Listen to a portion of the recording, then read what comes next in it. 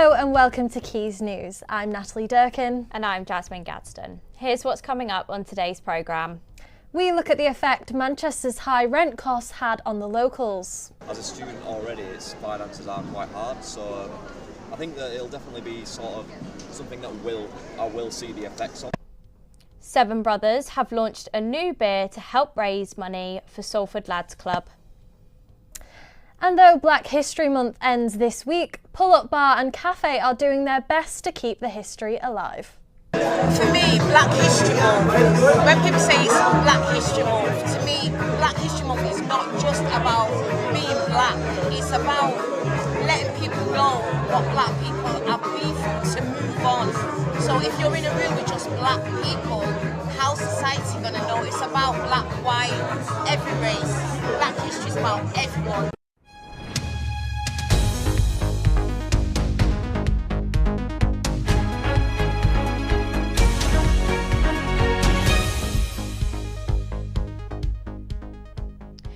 Tomorrow, the official budget plans will be announced by Chancellor Rachel Reeves.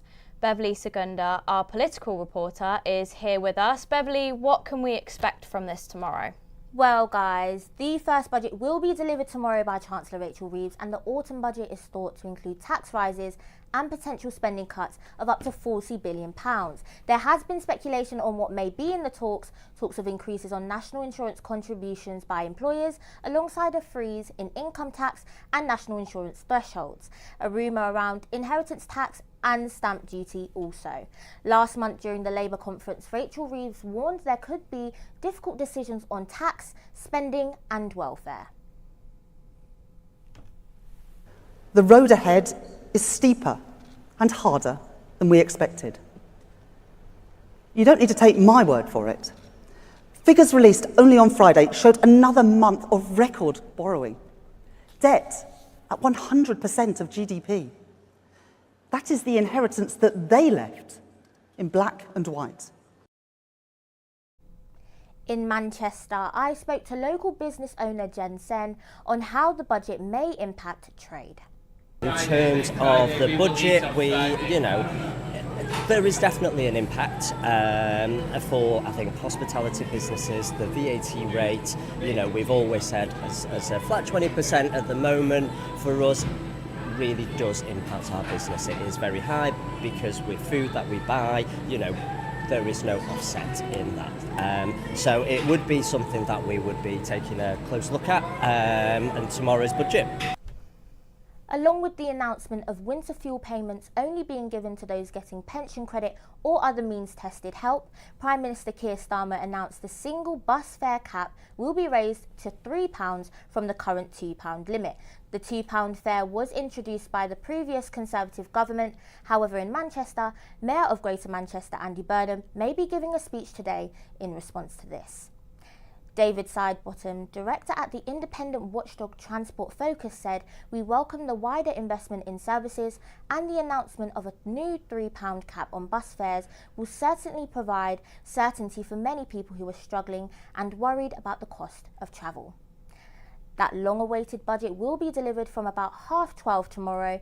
Businesses and the rest of us will be watching keenly. Over to you guys. Thank you, Beverly.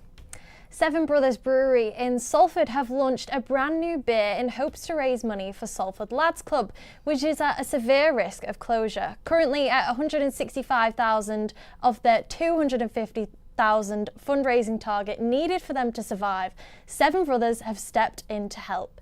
Megan Folan has this report. Salford Lads Club announced a few weeks ago that they were at risk of closing due to lack of funding and have since set up an urgent fundraiser appeal in hopes of raising £250,000 to be able to keep the doors open.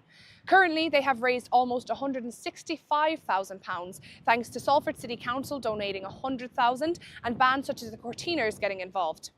Many businesses in the community have rallied around the club to support the cause.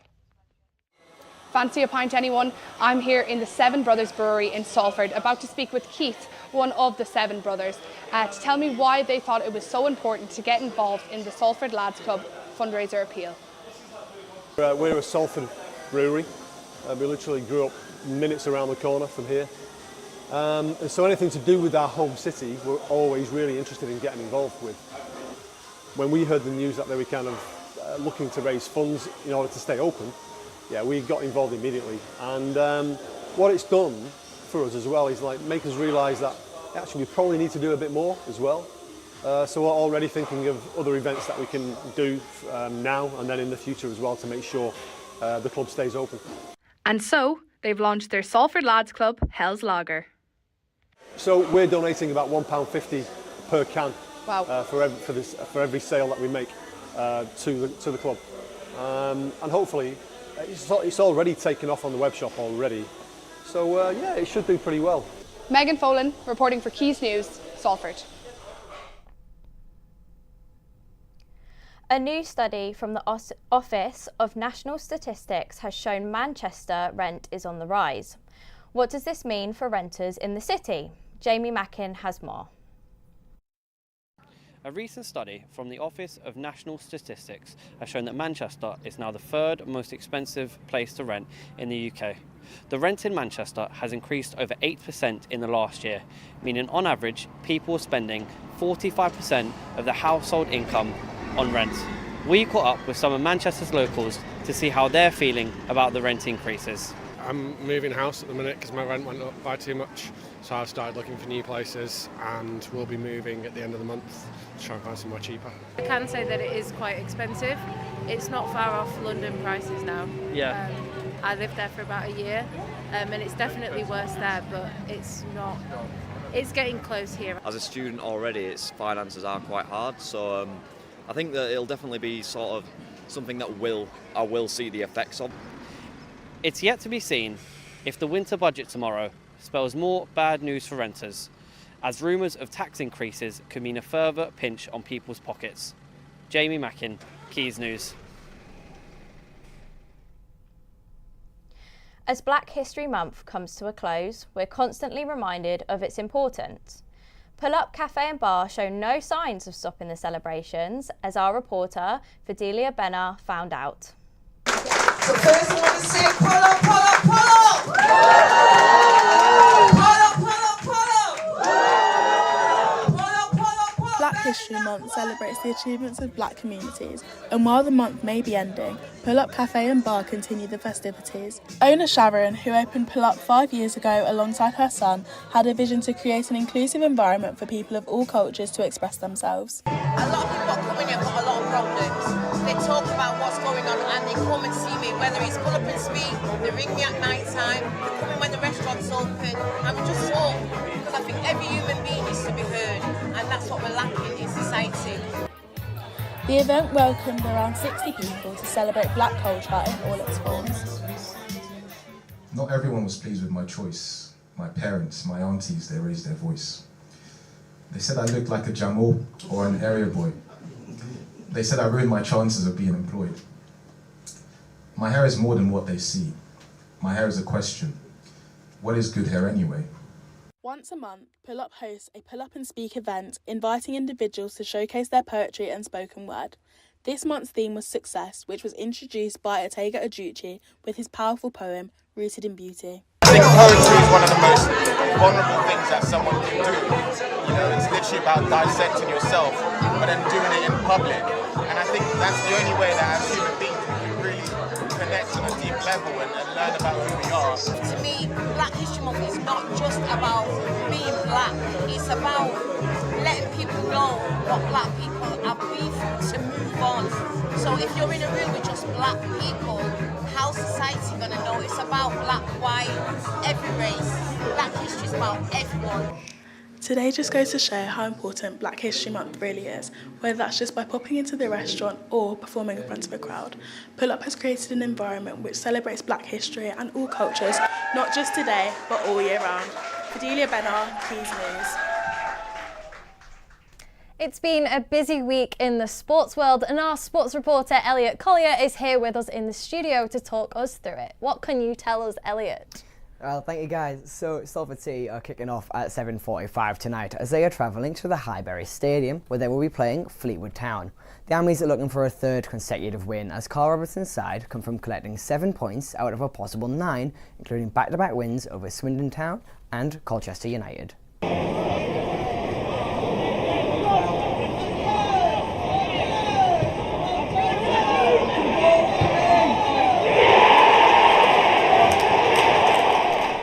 Now, Salford are currently 3 points outside of the playoffs and they are sat 2 points ahead of Fleetwood Town. However, the Fishermen do have a game in hand. Fleetwood will be looking for only their second home league win of the season after their first came on the opening day against Grimsby Town. Now, in the Premier League world, Manchester City midfielder Rodri won the Ballon d'Or last night after a very impressive season with the Citizens. 24 Ballon d'Or France football winner is Rodri. But that was not the biggest news, as in the red side of the city, Manchester United manager Erik ten Hag was sacked yesterday and the club is now looking at possible replacements. Sporting Lisbon have confirmed that the Red Devils have made an official approach to their manager, Ruben Amorim, and they are looking at paying his release clause of €10 million. Ellie Price is outside Old Trafford with more.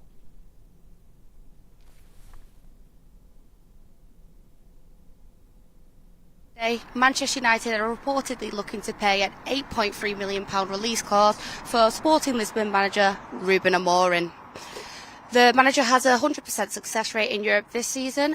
Fans had this to say about the current Sporting Lisbon manager. With modern football today, you know, tiki-taka and all that lot, I think they need somebody young. It's an old, tradition.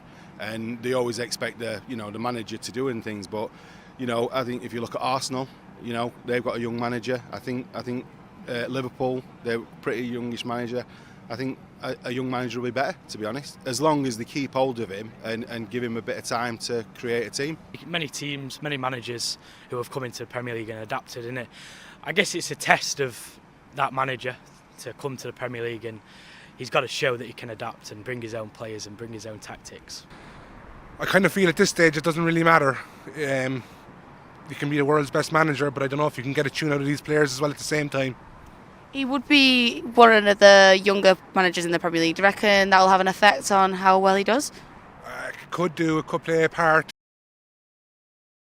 We've big egos in the dressing room at Manchester United, so who's to say they're going to listen to a man that's 13 years old? Ruud van Nistelrooy has been appointed interim manager for now.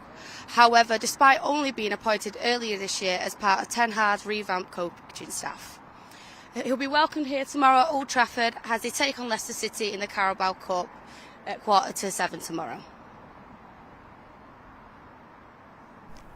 So there's a lot of speculation around the hot seat at Old Trafford, and the fans there are looking forward to a new era. Thanks for the sport today. That's everything we have.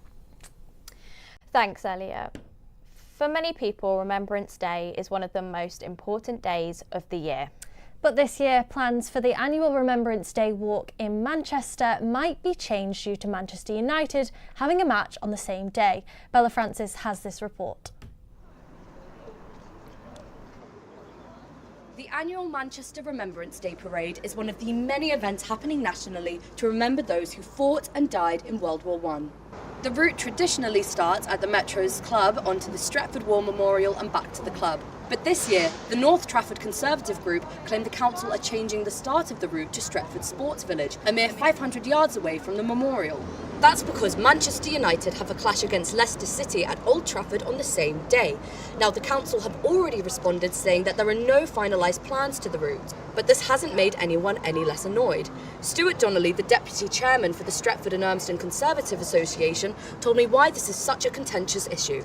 We get an email every year, as a group like everybody else does, from the council, and we got a document from the council saying that the route has changed and will be changed. And having a shorter route will mean it will save them money.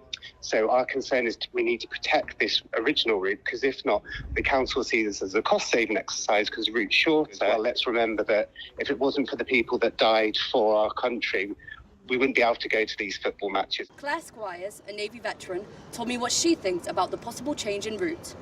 it makes a difference to those taking part in the parade. You know, something that's been taking place for the number of years that it has. It's a huge change. I don't see why, you know, it just can't be like other years. Why has the march has to stand as it is when they know there's a parade? All parties are hoping to get the route finalised before the event. Bella Francis, Quays News. So this week we also have Halloween, and Jasmine, what are your Halloween plans this week? So I am going to be going to my grand's. She's doing a little Halloween party, bless her. What about you? Lovely. I'm going to be seeing my friends this week. We're going to have a little party. Are you dressing up? I might be dressing up. Not very scary, but definitely dressing up. Getting in the Halloween mood. And I will be stealing all of the sweets that she tries to give to the children. Yeah, I don't blame you there. That's all we have time for on Quays News for today. Make sure to follow us on all socials at Quays News to keep up to date with the latest news. Thank you and good night.